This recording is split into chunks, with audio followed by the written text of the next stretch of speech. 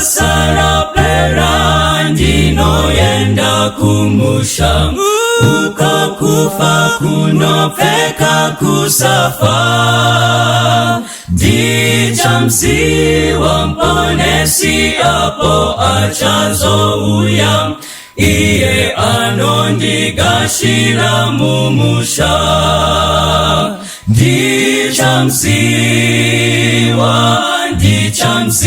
Dichamsiwa apo ndichazomira naye Dichamsiwa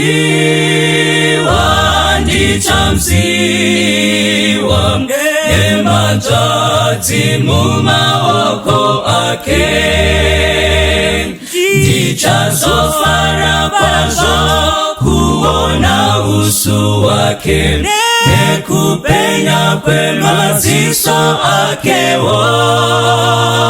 Moyo wangu kumkuta ngerudoro nemuta Anondigatira musha kumsoro Dichamsiwa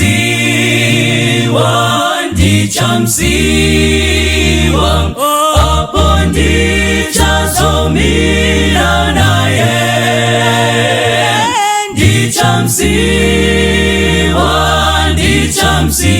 Dichamsiwa Ematati mumaoko ake Dinotondera awa warikanwi wakafa Kutingerufu tapatana nawo Apo Jesu auya nawo ticha sangana Asindi chatanga kuona Jesu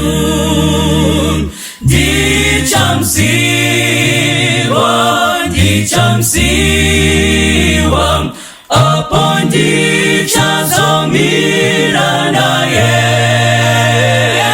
Dichamsiwa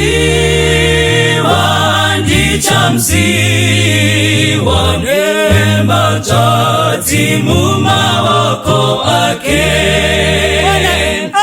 Achanditungamira kupinda mazambara Apo tisinga zowine urambo Dichaimba newe seriyorore kufara Asindi chatanga kuona Jesu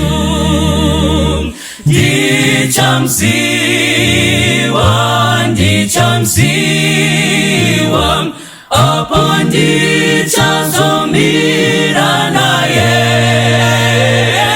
Dichamsiwa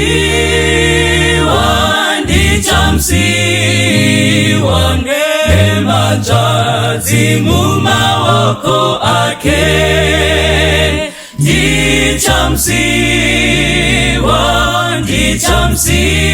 Dichamsiwa Apo ndichazomira naye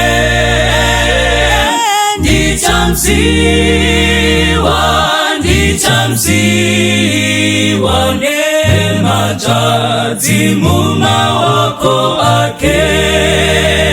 Dichamsiwa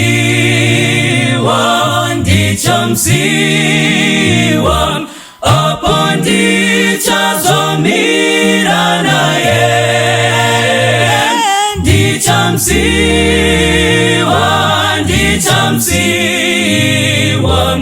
Ematati